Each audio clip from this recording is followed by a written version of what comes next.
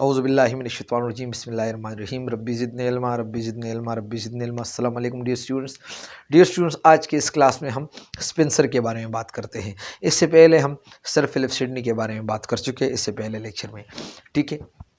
साथ साथ ये भी मैं आपको बताते चलूँ कि हम एलिज़ाबेथन पोइट्री को शुरू कर चुके हैं और ये अब हम एलिज़ाबेथन पोइट्स को डिस्कस करते हैं, ठीक है। शुरू करते हैं स्पेंसर से। ये इसका आप याद रखिएगा कि वो हमारे पास स्पेंसर जो है 1552 में पैदा हुआ एंड 1599 में इसका डेथ हुई, ठीक है। अब पॉइंट्स को नोट करते जाए, याद रखिएगा ही was the greatest of non dramatic poetry of Elizabethan era. Elizabethan era का, एलिज़ाबेथन ज़माने का या एलिज़ाबेथन पोइट्री के दौर का ये ग्रेटेस्ट नॉन ड्रामेटिक पोइट है। अच्छा, जब हम नॉन ड्रामेटिक का बात करते हैं, नॉन ड्रामेटिक, तो आपको इल्म है कि इसका मतलब हमारे पास ड्रामेटिक भी है। तो अब हमारे पास ड्रामेटिक पोइट्री क्या होता है, नॉन ड्रामेटिक पोइट्री हमारे पास क्या होते हैं। याद रखिएगा, पहले ज़माने में वो ड्रामास लिखे जाते थे, पोइट्री के शक्ल में लिखे जाते थे, इसमें वो स्टेंजो का इस्तेमाल होता था। और तो वो ड्रामा जो पोइट्री के शक्ल में लिखी गई और वो एक स्टेज पे परफॉर्म हुई पोइट्री के शक्ल में, तो इसका मतलब ड्रामेटिक पोइट्री। एक ड्रामा लिखी गई पोइट्री के फॉर्म में और फिर वो स्टेज पे परफॉर्म हुई, वो हमारे पास रहा dramatic poetry. Non dramatic poetry लिखी गई और उसको सिर्फ रीड आउट किया गया या रीड करने के लिए वो लिखी गई। अब लोग सिर्फ उसको रीड कर सकते हैं, ना कि उसको स्टेज पे परफॉर्म करना पड़ता है या वो ऑडियंस के सामने इसको प्रेजेंट करना पड़ता है, ऐसा नहीं। बस सिर्फ पोइट्री लिखी गई, अब इसको रीड आउट आप कर सकते हो, आपके पास किताब की शक्ल में मौजूद है या स्क्रिप्ट की शक्ल में आपके पास मौजूद है, तो इसको हम कहते हैं नॉन ड्रामेटिक पोइट्री। तो स्पेंसर जो था वो एलिज़ाबेथन एरा का नॉन ड्रामेटिक पोइट में से सबसे ग्रेट था, ठीक है। नेक्स्ट पॉइंट में बात है कि he was the poet of chivalry. तो शेवलरी पोइट वो क्यों है और कैसा है, क्योंकि उसने नाइट्स के ऊपर लिखी है, उसने ऑनर के ऊपर लिखी है और उसने कोर्टली लॉ के ऊपर उसने वो बात की है, इसलिए इसको कहते हैं कि he was the poet of chivalry and he was the poet of medieval allegory. तो एलेगोरी आप लोग जानते हो, यानी मैं आपको बताता हूँ। एलेगोरी का मतलब ये है हमारे पास एक ऐसा कहानी जिसमें हमारे पास ह्यूमन्स कैरेक्टर नहीं हो, कोई एनिमल कैरेक्टर हमारे पास हो और वो असल में ह्यूमंस का अक्कासी करते हैं। अगर मैं आपको एलेगोरी का एग्जांपल दूं तो एक नावल है एनिमल फार्म, जॉर्ज ऑरवेल ने लिखी है। ये बिल्कुल एलेगोरी का एक परफेक्ट एग्जांपल है। इसमें बहुत सारे जानवर से और ये जो है हमारे पास जो वो पॉलिटिकल सिस्टम होता है बास कंट्रीज का, खासकर पाकिस्तान का पॉलिटिकल सिस्टम जो है वो आपको पूरा नज़र आता है। एनिमल फार्म नावल जब आप रीड करते हो, जॉर्ज ऑरवेल ने लिखी है। तो एलेगोरी हमारे पास वो कहानी होते हैं जिसमें हमारे पास एनिमल कैरेक्टर्स होते हैं और वो ह्यूमन को रिप्रेजेंट करते हैं, ठीक है। तो उसने द फेयरी क्वीन जो लिखी है ये भी एलेगोरी है, मतलब इसमें उसने एनिमल कैरेक्टर्स लिए हैं और बिल्कुल जो है ह्यूमंस को रिप्रेजेंट करता है और हमारे सोसाइटी का अक्कासी वो करते हैं, ठीक है। हुआ सेकंड पॉइंट। नेक्स्ट पॉइंट में उसने और क्या कि उसने एपिक पोइट्री की है और साथ साथ उसने स्पेंसरियन स्टेंजा लाया है और उसने जो third as a whole literature के साथ जो कंट्रीब्यूशन की है वो है स्पेंसरियन सोनेट। अब स्पेंसरियन सोनेट हमारे पास क्या होता है, याद रखिएगा, इससे पहले हमने Shakespearean sonnet and Italian sonnet को डिस्कस कर चुके हैं, या English sonnet and Petrarchan sonnet को हम डिस्कस कर चुके हैं। ये स्पेंसरियन सोनेट बिल्कुल शेक्सपियरियन सोनेट की तरह होता है और ये कैसा, इसमें भी हमारे पास 3 क्वार्टरेन होते हैं, मतलब 3 स्टेंजे जो है वो 4-4 लाइन का होता है और आखिरी कपलेट होता है। लेकिन इसका राइमिंग स्कीम कुछ इस तरह होता है, देखिए इसमें ये सेकंड लाइन जो है रिपीट होता है, ए बी फिर बी सी फिर सी डी और आखिरी कपलेट जो है ये हमारे पास ई होता है। अगर आपको याद है तो शेक्सपियरियन स्टेंजा में हमारे पास जी होता था, ठीक है। तो ये हमारे पास हुआ स्पेंसरियन सोनेट कि उसने स्पेंसरियन सोनेट भी की। फाइन। अब 4 पॉइंट में अगर आप देखें तो his greatest poetic work is the Faerie Queene. उसका जो सबसे बड़ा और नुमाया पोएटिक वर्क है वह है फेरी क्वीन। जी मैं आपको बताते चलूँ, उसकी शोहरत के लिए, स्पेंसर की शोहरत के लिए ये फेरी क्वीन जो है काफ़ी है, लेकिन इसके बावजूद भी उसने और भी पोएम्स लिखी है जो कि बड़े वो ग्रेट मेरिट की हैं। इसमें उसने लिखी है the shepherd calendar, shepherd calendar उसने 1597 में लिखी है और ये एक पेस्ट्रोल पोएम है। पेस्ट्रोल पोएम का मतलब एक चरवाहे के मुताबिक ये पोएम है, ठीक है।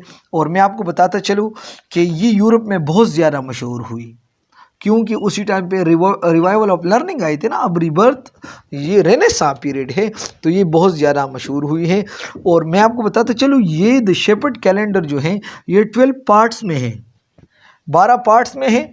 और मैं आपको बताऊं साल के भी 12 महीने होते हैं ना, हर एक महीने को हर एक पार्ट जो है ये डेडिकेटेड है। मतलब जनवरी को इसका फर्स्ट पार्ट, फरवरी को इसका सेकंड पार्ट, इस तरह ये डेडिकेटेड होते पूरे साल को। ये 12 बुक्स में ये हैं शेफर्ड कैलेंडर। और शेफर्ड कैलेंडर जो है ये 12 किताब 12 पार्ट में है और 12 महीनों को ये मुख्तस हुई है, ठीक है। ये असल में इसमें है क्या, ये जो है ये पोएट जो है ये एक्सपीरियंस करता है जो अनफ्रूटफुल लव होता है, मतलब ऐसा मोहब्बत जिसका उसको कोई सिला नहीं मिलता। और एक अननोन लड़की है जिसका नाम है रोज़लैंड, इससे वो जो है वो मुहातिब है और इसको ये किताबें डेडिकेट करती हैं। और वो अपना बातें और सिंगिंग जो है वो जो है अपना बात और मैसेज जो है ये राइटर जो है ये with the help of A shepherd, एक शेफर्ड के ज़रिए उस रोज़लैंड तक पहुंचाती है। और शेफर्ड जो है उनके मैसेज को बातों के ज़रिए या सिंगिंग के ज़रिए पहुंचाता है। शेफर्ड कैलेंडर में क्या होता है, यहाँ पर पोएट जो है ये अपना मोहब्बत जो है ये एक रोज़लैंड, एक लड़की है जो कि वो ख़ुद नहीं जानता, सिर्फ नाम उसके जहन में है, उसको वो डेडिकेट करता है और उसको वो पहुंचाता है अपना मैसेज किसके ज़रिए, एक शेफर्ड के ज़रिए, एक चरवाहे के ज़रिए वो डेडिकेट करते पहुंचाता है। और वो चरवाहा जो है उसको मैसेज फॉर्म में, बातों के शक्ल में या गानों के शक्ल में वो पोएट का मैसेज जो है वो रोज़लैंड जो है उस तक वो पहुंचाता है, ठीक है। आपने देखा होगा, शायद नहीं भी देखा होगा, ये जो शेफर्ड वगैरह होते हैं या जो काउबॉय वगैरह होते हैं अक्सर वो गाते हैं, वो उसके पास वो एनिमल जानवर भी वो होते हैं, वो जगह जगह हरकत करते हैं और साथ साथ वो गाते भी हैं, ठीक है। और ये शेफर्ड कैलेंडर जो है ये आल्सो जो है वो वेरियस मॉरल क्वालिटीज़ के साथ ये भी डील करता है, जितने भी मॉरल क्वेश्चंस होते हैं इसके रिलेटेड। और जो कंटेम्प्रेरी उसी वक्त का जो रिलीजियस इश्यूज से इससे रिलेटेड भी मतलब उन इश्यूज से रिलेटेड भी ये पोएम है, ठीक है। तो ये हमारे पास उसने दूसरा पोएम लिखी है एस्ट्रोफेल। एस्ट्रोफेल उसने 1586 में, इससे पहले वो लिखा था, ठीक है। ये जो है ये असल में एक एलिजी है। एलिजी का मतलब मरसिया है, जो किसी गम के ऊपर लिखते हैं। और ये उसने सर फिलिप सिडनी के ऊपर के गम के ऊपर उसने लिखी है। याद रखिएगा ये आपके एमसीक्यूज़ में आता है कि एस्ट्रोफेल सर फिलिप सिडनी का एक लिखी गई एलिजी है जो कि उसने सिडनी को के डेथ के ऊपर लिखी है, ठीक है। और ये जो है ये भी कन्वर्सेशन की शक्ल में है जिस तरह द शेफर्ड कैलेंडर हमारे पास है। साथ साथ उसने 4 हम्स लिखे हैं, 4 हम्स उसने लिखी हैं और ये मेलोडियस वर्स में है, बिल्कुल सुर वाला अंदाज में है। और ये honour of love and beauty के लिए हैं कि मतलब खूबसूरती क्या चीज़ होता है और मोहब्बत क्या चीज़ है उसके तारीफ़ है वो इसमें बहुत सारे हैं, ठीक है। उसने एक और पोएम लिखे हैं, उसका नाम है एमोरती। और ये जो है याद रखिए किताब है, पोएम नहीं है। उसने एक और किताब लिखी है जिसका नाम है एमोरती और इसमें हमारे पास 88 सोनेट्स है, ठीक है ना। और उस सोनेट्स के अंदर उसने पेट्रार्कर मैनर को इस्तेमाल की, मतलब पेट्रार्कर स्टाइल को उसने इस्तेमाल की।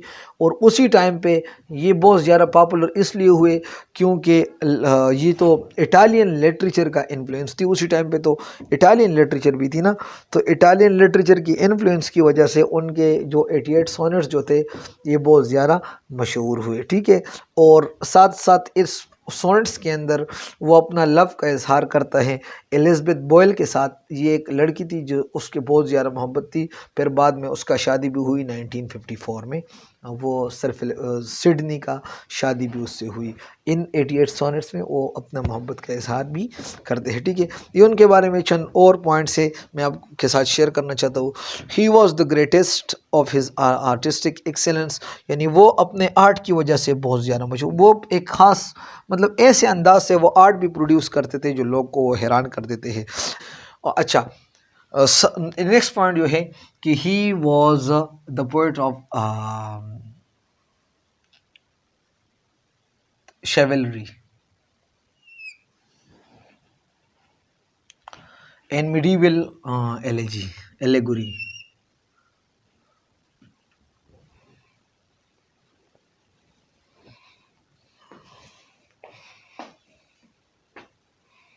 नेक्स्ट पॉइंट में एक बड़े मौसीकार की तरह और एक बड़े पेंटर की तरह उसने अपने पोइम्स को कंपोज की है। नेक्स्ट पॉइंट अगर आप देखें तो he was the poet of imagination, और by means of art he gave enduring life to the imagination. याद रखिएगा ये पोएट ऑफ इमेजिनेशन वो मतलब he was the poet of image, वो बस सिर्फ सोच का ही शायर था।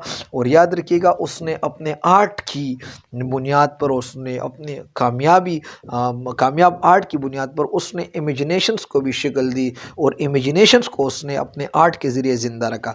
ठीक है, उसका और भी सबसे बड़ा कंट्रीब्यूशन हम देख लेना तो उसने स्पेंसरियन स्टेंजा लिखा,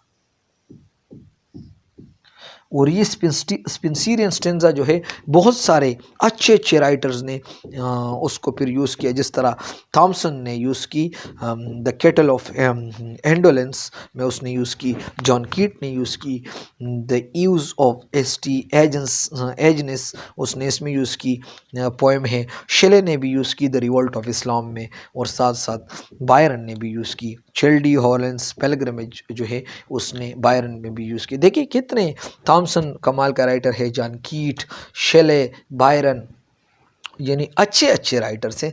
उसने भी वो जो है ख़ुद कमाल के राइटर्स हैं, ख़ुद हैरान लोग उनको हैरान होते, लेकिन उसने भी स्पेंसरियन स्टेंजा इस्तेमाल करते हुए और उसको मतलब एक्सेप्ट किए कि he was a great writer. ठीक है, तो अगर इसको हम जितनी भी बात कर ले स्पेंसर के ऊपर तो ये कम है।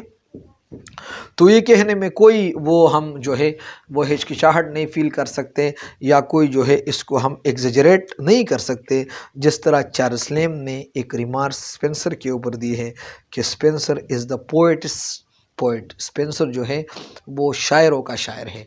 ये आप जहन में याद रखिएगा कि ये रिमार्क्स चार्ल्स लेम ने दी कि स्पेंसर जो है he is the poets poet, कि स्पेंसर जो है ये शायरों का शायर है, यानी पोएट्स का पोएट है। ठीक है, तो आज का ये हुआ हमारा लेक्चर। मैंने तो कोशिश की कि आपको मैं समझा सकूं, और फिर भी अगर आप लोगों का कोई सवाल वगैरह हो तो आप मुझसे डायरेक्ट पूछ सकते हो कमेंट बॉक्स में। कोई सवाल वगैरह ना भी हो, अगर आपके जहन में और कुछ हो, कुछ पॉइंट्स वगैरह, तो आप बेशक कमेंट बॉक्स में शेयर कर सकते हो। और अगर सवाल वगैरह कुछ भी ना हो तो फिर भी हमें बताएं कि आपको हमारी वीडियो कैसी लगी। अगर आप मेरे यूट्यूब चैनल पे नए हो और आपको लगता है कि इससे हमें फ़ायदा मिलता है तो काइंडली इसको सब्सक्राइब करें, ताकि आने वाले लेक्चर से आप बाखबर रहें। और अगर आप लोग दोस्त के साथ भी शेयर करें तो उनसे भी फ़ायदा इससे मिल सकता है।